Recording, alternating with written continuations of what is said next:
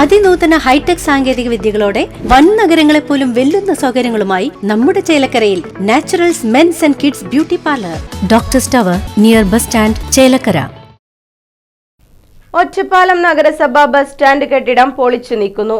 നടപടിയുടെ ഭാഗമായി കെട്ടിടത്തിലെ വ്യാപാരികളോട് സ്ഥാപനങ്ങളിൽ നിന്നും ഒഴിയാൻ ആവശ്യപ്പെട്ട് നഗരസഭ കത്ത് നൽകി. 5 പതിറ്റാണ്ടിലേറെ പഴക്കമുള്ള ഇരുനില കെട്ടിടം അപകടാവസ്ഥയിലാണെന്നുള്ള റിപ്പോർട്ടിന്റെ അടിസ്ഥാനത്തിലാണ് പൊളിച്ചു നീക്കുന്നത്. പാലക്കാട് കുളപ്പുള്ളി പ്രധാന പാതയോരത്തെ കെട്ടിടത്തിന് ബലക്ഷയമുണ്ടെന്നും ഉപയോഗയോഗ്യമല്ലെന്നും തൃശൂർ ഗവൺമെന്റ് എഞ്ചിനീയറിംഗ് കോളേജിലെ വിദഗ്ധ സംഘമാണ് റിപ്പോർട്ട് നൽകിയിരുന്നത്.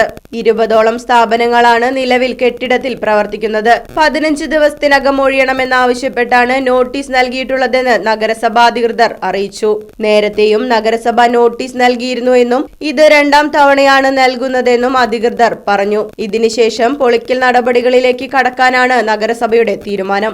വർഷങ്ങൾക്ക് മുൻപ് തന്നെ കെട്ടിടത്തിൽ കാലപ്പഴക്കത്തിന്റെ ലക്ഷണം കാണിച്ചു തുടങ്ങിയിരുന്നു. മഴയായാൽ മുറികൾ ചോർന്നൊലിച്ചിരുന്ന ഭാഗങ്ങളിൽ സീലിംഗിൽ നിന്നും കോൺക്രീറ്റ് കഷ്ണങ്ങൾ അടർന്നു വീഴുന്നത് പതിവായിരുന്നു. നേരത്തെ നഗരസഭ കെട്ടിടത്തിനു മുകളിൽ ഷീറ്റ് മേഞ്ഞാണ് താൽക്കാലിക പരിഹാരം കണ്ടിരുന്നത്. പിന്നീട് പലപ്പോഴും കെട്ടിടത്തിനു പുറത്തും അകത്തും സമാന സംഭവങ്ങൾ ആവർത്തിച്ചിരുന്നു.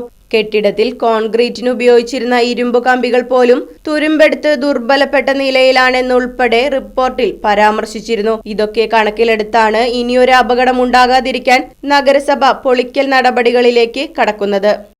Right Vision News, Ottapalam. Furniture വിലയാണോ പ്രശ്നം? പകുതി വിലയ്ക്ക് ഫർണിച്ചറുകൾ സ്വന്തമാക്കാൻ ഒരു അവസരം, അതും EMI സൗകര്യത്തോടു കൂടി. ദുബായ് ഫർണിച്ചർ, ബസ് സ്റ്റാൻഡിന് സമീപം, ഓട്ടുപാറ, വടക്കാഞ്ചേരി.